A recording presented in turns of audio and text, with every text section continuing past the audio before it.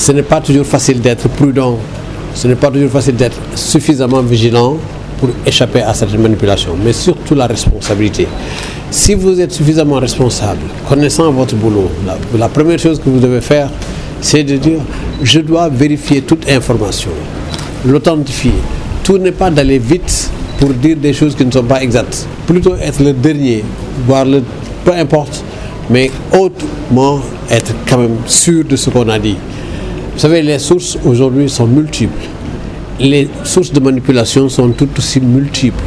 Cela veut dire quoi? Le journaliste est actuellement exposé parce qu'il a parfois tendance à vouloir avoir ses opinions, alors que ce qu'on lui demande, ce n'est pas ça. On lui demande qu'est-ce qui s'est passé, qui l'a fait, où cela s'est passé, quelles sont les conséquences possibles. Mais ce que nous souhaitons, c'est que toutes les conséquences soient au Sénégal pour le renforcement de la démocratie, pour le respect de la pluralité des opinions, également de la diversité sur tous les plans, mais que chaque fois, ça soit de manière responsable et constructive pour la démocratie. Les journalistes sont au devant, pourquoi? Parce que c'est eux qui sont à la fois récepteurs de messages de source et propagateurs de ces mêmes messages. Quel message il faut envoyer à l'opinion? Qu'est-ce qu'il faut dire à l'opinion?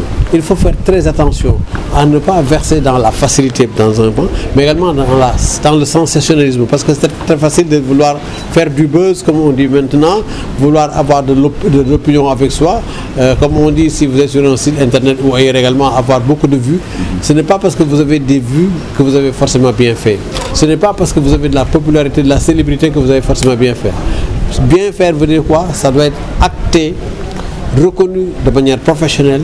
Il y a un code de déontologie qui existe, il y a des valeurs morales qui existent, c'est ce qu'on appelle le code éthique. Cette éthique-là n'est pas toujours écrite, mais c'est des valeurs auxquelles nous nous attachons tous.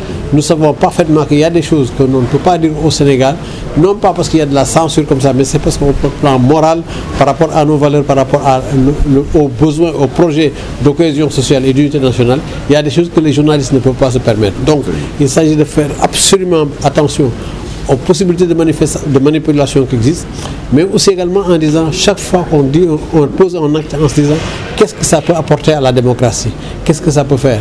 Et il y a des gens qui sont des colporteurs de n'importe quoi. Je parle de ces gens qui qui viennent parler aux journalistes, qui leur disent n'importe quoi. En fait, ils le disent pour eux-mêmes, mais ceux-là, surtout ce que j'appelle les insulteurs, ceux qui ont le discours violent, ceux-là, le journaliste doit éviter de leur donner la parole, parce que le faisant, même sans en avoir l'intention, ils amplifient, ils propagent quelque chose qu'ils ne devraient pas faire.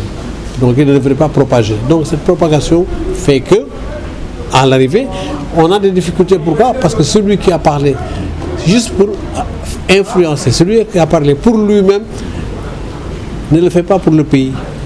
On n'insulte pas pour le pays.